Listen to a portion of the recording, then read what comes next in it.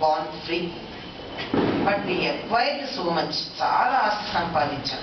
ఏమిటంటే కామ, క్రోధ, లోభ, మోహ, మద, మాత్సర్యాలు అనేవి సంపాదించాలంటే మనమే నేర్పుతున్నాం. పెద్దవాళ్ళు నేర్పారు, మనం మన పిల్లలకి నేర్పుతున్నాం. నీ పేరేమిటి, మీ అమ్మ పేరేమిటి, ఇవన్నీ ఇంతవరకు పర్వాలా. ఆ తర్వాత ఏం చేస్తున్నాం, ఏదన్నా ఇచ్చి నాకు ఇస్తావా, మనమే ఇస్తాం, నాకు ఇస్తావా అని అడిగితే పిల్లలు ఏమంటారు, ఇవ్వనంటే నేర్పిస్తున్నాం వాళ్ళకి. అంటే లోభము అన్నది నేర్పిస్తున్నాం, ఏం కావాలి అన్నది నేర్పిస్తున్నాం. ఈ రెండు నేర్పించకుండా మనం పిల్లల్ని పెంచవచ్చు. రెండిచ్చి ఒకటి ఇంకోళ్ళకి ఇవ్వడం నేర్పించవచ్చు, నేను ఇవ్వను అనడం నేర్పించకుండా.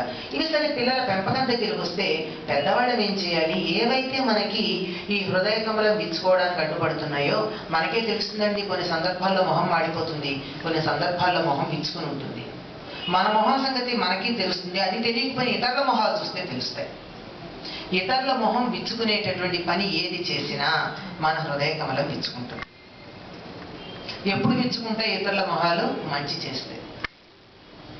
కనీసం ఇంకా చెప్తారు, అహింస అంటే మన ఋషులు చెప్పినటువంటి అహింస ఎట్లాంటిదంటే, ఒక మనిషిని కొడితేనో తిడితేనో మాత్రమే హింస కాదట. ఒక మనిషి గురించి మనం చెడుగా ఆలోచిస్తే కూడా అది హింసట. అంటే మన థాట్ వేవ్స్ ఏవైతే ఉన్నాయో వెళ్ళి వాళ్ళని హత్య చేస్తాయి.